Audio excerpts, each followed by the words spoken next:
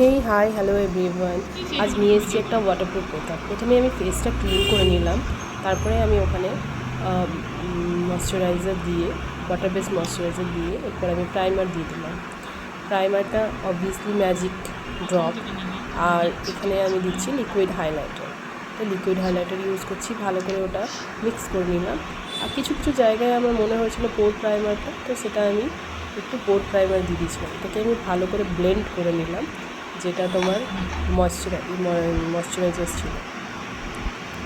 এরপর আমি কনসিলার দিয়ে দিলাম। কনসিলার দিয়ে করার পর এরপরে ফাউন্ডেশন দিয়ে দিলাম। কনসিলিং করার পর যে জায়গায় কনসিলিংয়ের প্রয়োজন ছিল তো সেই জায়গায় কনসিলিং করলাম, এবং তারপরে আমি ফাউন্ডেশন ইউজ করছি।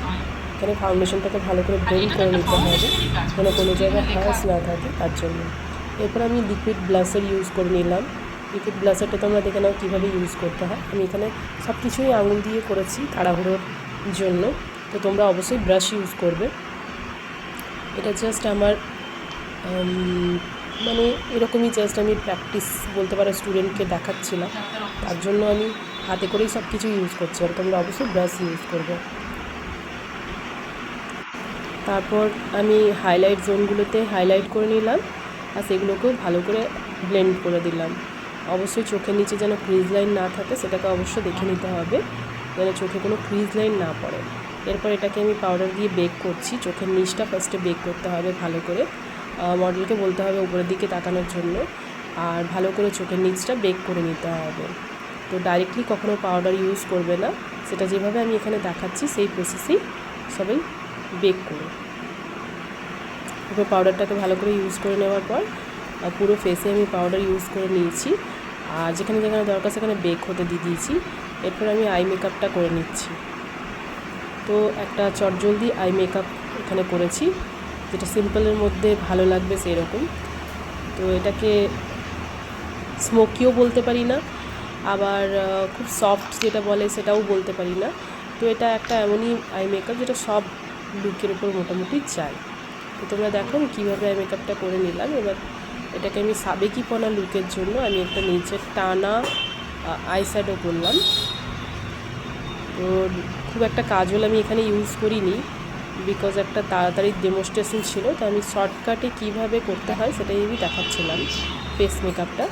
তো এরকমভাবে নিচটা ভালো করে টেনে নিলাম শ্যাডো দিয়ে। তো শ্যাডো দিয়ে কীভাবে আমি ব্লেন্ড করছি তোমরা দেখে নাও কীভাবে ব্লেন্ড করছি। ভালো করে নিচটা ব্লেন্ড করতে হবে যেন কোনো হার্শ লাইন না থাকে। যদি হার্শ লাইন থাকে সেটা কিন্তু খুব দেখতে প্যাচি লাগে, তো ভালো করে ব্লেন্ড করতে হবে। আমি একটা ব্ল্যাক আইশ্যাডো নিচে ইউজ করেছি, তার নিচে লাইট কালারের একটা আইশ্যাডো ইউজ করেছি, ভালো করে ব্লেন্ড করে নিয়েছি। নিচে তাকাচ্ছিস কেন বারবার? ভিডিও হচ্ছে না? যেখানে যেখানে মনে হচ্ছিলো ভালোভাবে ব্লেন্ড হয়নি সেই জায়গাগুলোকে আবার থেকে আমি ব্লেন্ড করে নিলাম। তো তোমরা দেখতেই পাবে কেমন লাগছে মেকআপটা।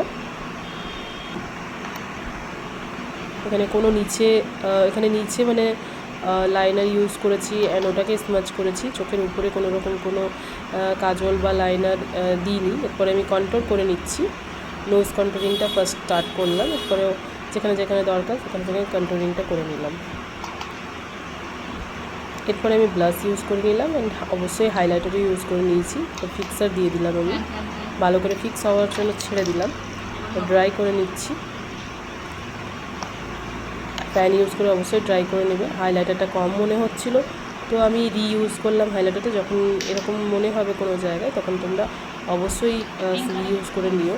তো দেখেই বোঝা যাচ্ছিলো যে আমার হাইলাইটার প্রচুর কম হয়েছিল, তো আমি সেখানে আবার আমি হাইলাইটারটা ইউজ করে নিলাম। আর এটাকে ভালোভাবে ব্লেন্ড করতে হবে, হাইলাইটার দিয়ে ছেড়ে দিলে হবে না, হাইলাইটারটাকে ভালোভাবে ব্লেন্ড করে নিতে হবে যাতে দেখতে ভালো লাগে।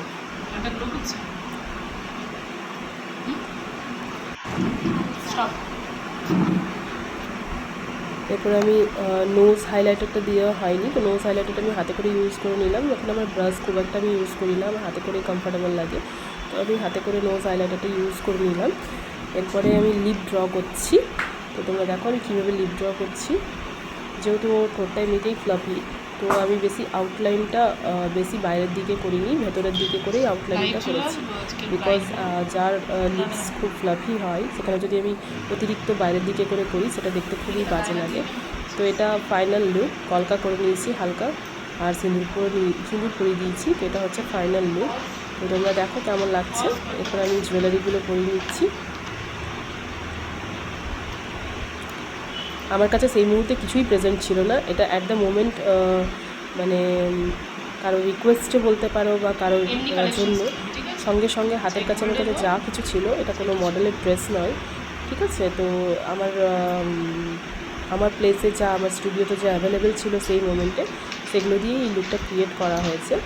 তো হালকার মধ্যে যেটা করা সেই সময়ে করতে পারতাম, সেইটাই আমি করে দেখিয়েছি। তো তোমরা জানিও কেমন লাগছে এই লুকটা।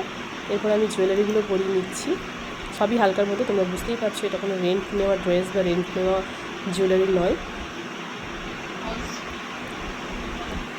তো লিপস্টিকটা আমি নিউডের মধ্যে ইউজ করেছি।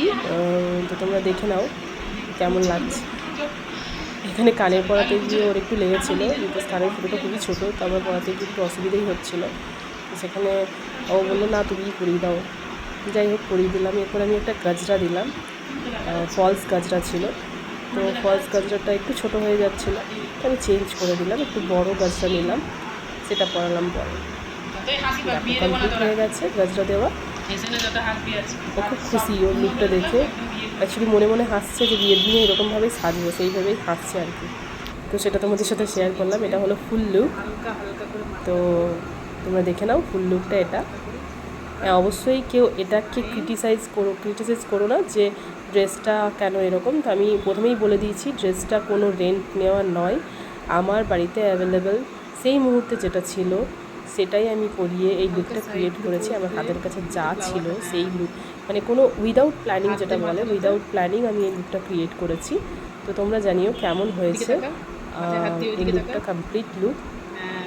তোমরা দেখে নাও এরপরে লুকটা কেমন হয়েছে।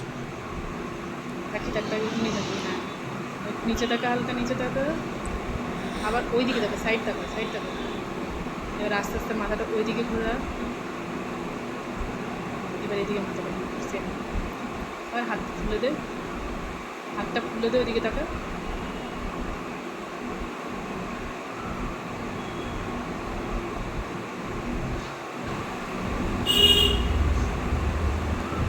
তো তোমরা ফুল লুকটা দেখে নিলে, এরপর দেখে নাও ওয়াটার টেস্টিং করছি। তো এটা কীভাবে ওয়াটারপ্রুফ হয়েছে দেখে নাও। পুরো জল ঢেলে আমি তোমাদের দেখাচ্ছি এখানে যে পুরোটাই ওয়াটারপ্রুফ হয়েছে। জলটা ঢালা হয়ে গেছে। এরপর আমি একটা টিস্যু নিয়ে টেস্ট করে দেখাচ্ছি যে কোনো ফাউন্ডেশন উঠছে কি উঠছে না। তোমরা দেখে নাও। আমি ভালো করে টিপে ওখানে জলটা পুরো টিস্যু দিয়ে ওঠালাম। দেখো কোনো রকম কোনো ফাউন্ডেশন কিন্তু